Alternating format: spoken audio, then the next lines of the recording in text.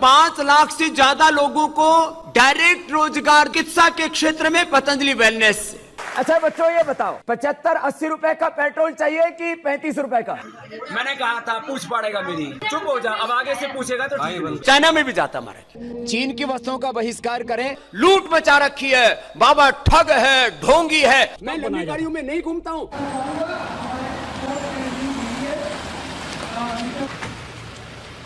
मैं chartered plane में नहीं घूमता हूँ। तस्वीरें देख सकते हैं आप, योग गुरु बाबा रामदेव। दोस्तों, हसीन सपने देखने के लिए एक्टर राजपाल यादव का मुंगेरी लाल के हसीन सपने देखने की बिल्कुल भी जरूरत नहीं है, बल्कि इसके बजाय आजकल आप बाबा रामदेव को सुन सकते हैं, क्योंकि बाबा रामदेव ने पिछले कुछ सालों में जो ज्ञान बांटा है वो मुंगेरी लाल के हसीन सपने से बिल्कुल भी कम नहीं है। अब देखिए, अभी से कुछ दिन पहले बाबा रामदेव एक प्रेस कॉन्फ्रेंस करते हैं, कहते हैं कि हम युवाओं को अगले 5 सालों में 5 लाख रोजगार देंगे। आने वाले 5 सालों में 5 लाख से ज्यादा लोगों को डायरेक्ट रोजगार देने का चिकित्सा के क्षेत्र में पतंजलि वेलनेस से। पर रोजगार देने वाले बहुत आए, बहुत चले गए। एक से एक फेकू से लेकर के बड़े बड़े फकीर आए, सबने रोजगार के वायदे किए, करोड़ों में रोजगार देने की बातें कही, लेकिन सारे लोगों की बातें हवा हवाई हो गई, सारे लोगों के दावे खोखले हो गए। यकीन मानिए, ये हवा हवाई के सिवा कुछ नहीं है, ये भी खोखले बातें, ये यूं कहें कि मुंगेरी लाल के हसीन सपनों से ज्यादा कुछ नहीं है। और ये मैं इसलिए कह रहा हूं क्योंकि इस बाबा का अगर आप पास्ट के हसीन सपने देखेंगे, सुनेंगे, तो आपको बिल्कुल यकीन हो जाएगा कि ये 5 लाख रोजगार वाला दावा भी बिल्कुल खोखला कैसे है, बिल्कुल हवा हवाई कैसे है। लेकिन आगे बढ़ने से पहले यह भी जान लीजिए कि जो कुछ दिन पहले बाबा रामदेव ने एक प्रेस कॉन्फ्रेंस कहा, उसमें न सिर्फ 5 लाख रोजगार देने की बात कही, बल्कि यह भी कहा कि हमारा पतंजलि का सामान चाइना में भी जाता है, वहां भी सेल हो रहा है, बिक रहा है। ईसाई देशों से लेकर के कम्युनिस्ट देशों से लेकर के चाइना में भी जाता महाराज। तो ये है बाबा रामदेव कि एक तरफ चाइना के सामान को बाइकआउट करने की बात करते हैं, दूसरी तरफ अपने ही सामानों को चाइना में बेचवा रहे हैं, चाइना में भेजवा रहे हैं। चीन की वस्तुओं का बहिष्कार करें। ये तो सिर्फ एक ट्रेलर है, अभी पूरी की पूरी मूवी बाकी है। आपको वो दिन याद है जब इसी बाबा रामदेव ने कहा था कि आपको 35 रुपए पेट्रोल चाहिए या फिर 70-80 रुपए पेट्रोल चाहिए, आपको 300-400 रुपए प्रति सिलेंडर चाहिए या फिर 800-900 रुपए प्रति सिलेंडर चाहिए। अच्छा बच्चों ये बताओ 75-80 रुपए का पेट्रोल चाहिए कि 35 रुपए का? तो आप यदि आपको गैस का सिलेंडर 300 या 400 रुपए का मिले, उसको वोट करोगे या 1200 रुपए का देने वालों को?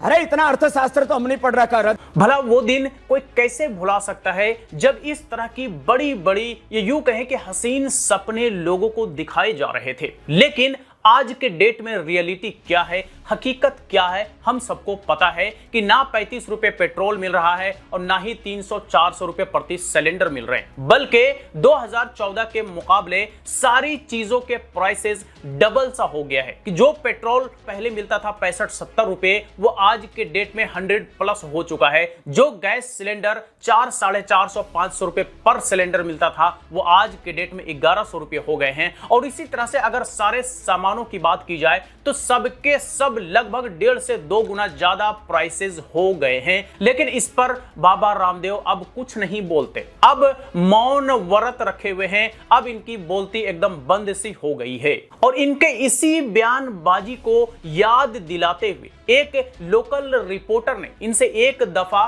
सवाल पूछ लिया था कि आपने 35 रुपए पेट्रोल और 300-400 रुपए प्रति सिलेंडर देने की बात कही थी, क्या हुआ उन वादों का? आपने तो टीवी चैनल पर यह कहा था कि कौन सी सरकार आपको चाहिए, 40 रुपए पेट्रोल वाली सरकार, 300 रुपए सिलेंडर वाली सरकार।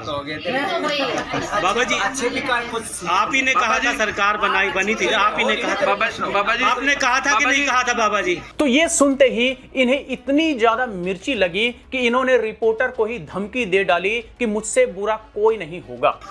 मैंने कहा था पूछ पड़ेगा मेरी, मैंने दी थी और अब नहीं देता, कर ले क्या करेगा, चुप हो जा, अब आगे से पूछेगा तो ठीक। खैर, इनके इस पलटी मार रवैये पर आप क्या कहना चाहेंगे? आप चाहें तो कमेंट बॉक्स में लिख करके बता सकते हैं। वैसे पुण्य प्रसून वाजपेयी जी ने अभी से कुछ साल पहले बाबा रामदेव को एक इंटरव्यू में जो तरीके से सवाल पूछा था वो सवाल वाकई सही था, जो इन्हें बहुत ज्यादा चुभा भी था। इतना ज्यादा चुभा था कि ये बौखला उठे थे उस इंटरव्यू में और पुण्य प्रसून वाजपेयी जी पर गुस्सा होने लग गए थे कि भाई हम ऐसे नहीं हैं, ऐसे नहीं हैं, ऐसे नहीं हैं। लेकिन क्या सच्चाई है ये हमें और आपको, पूरे देश को पता है। तो मुंगेरी लाल के हसीन सपने अगर आपको देखने हैं, सुनने हैं, तो सिर्फ बाबा रामदेव को सुनिए। पिछले कुछ सालों से ये मुंगेरी लाल के हसीन सपने ही दिखा रहे हैं और अभी से कुछ दिन पहले भी 5 लाख रोजगार की बात करके कहीं ना कहीं फिर से मुंगेरी लाल के हसीन सपने दिखाने की कोशिश की है। लेकिन कितने लोग इस पर यकीन रखते हैं, कितने लोग इनकी बातों को सच मानते हैं, कितने लोग मानते हैं कि ये जो कह रहे हैं इस पर अमल भी करेंगे, मुझे नहीं पता। हमारे हिसाब से तो 0/0, नील बटे सन्नाटा।